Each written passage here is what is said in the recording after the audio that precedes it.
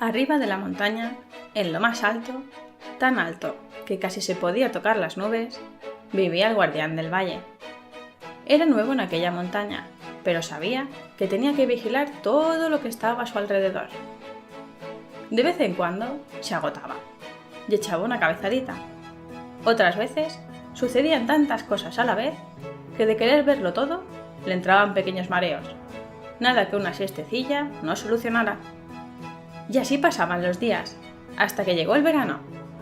Hacía mucho calor y el sol calentaba todo lo que iluminaba. La suerte que tenía el guardián era que allí arriba se estaba fresquito, gracias a la brisa que hacía. Las vistas eran preciosas. Un verde colorido y unos árboles frondosos era lo que más se veía. Todo relucía con los rayos del sol.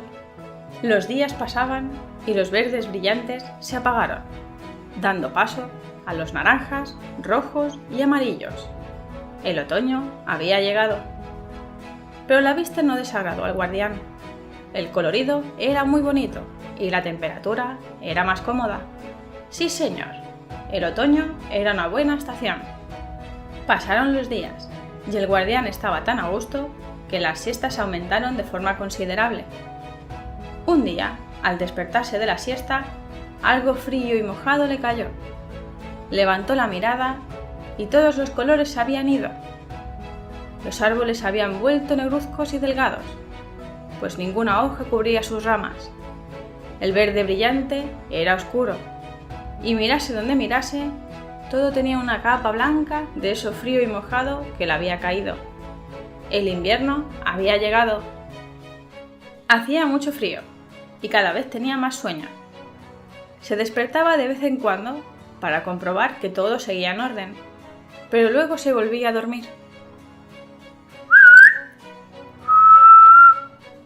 ¿Qué es eso?, se preguntó el guardián. Al abrir los ojos, toda la capa blanca desapareció y el verde brillante volvía a aparecer. Los animalitos salían de sus escondites y los pájaros comenzaban a cantar.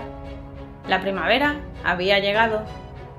Era la época que más gustaba al guardián, y se notaba, ya que sus siestas se redujeron mucho. Incluso se despertaba por la noche a vigilar, animado por el ambiente alegre.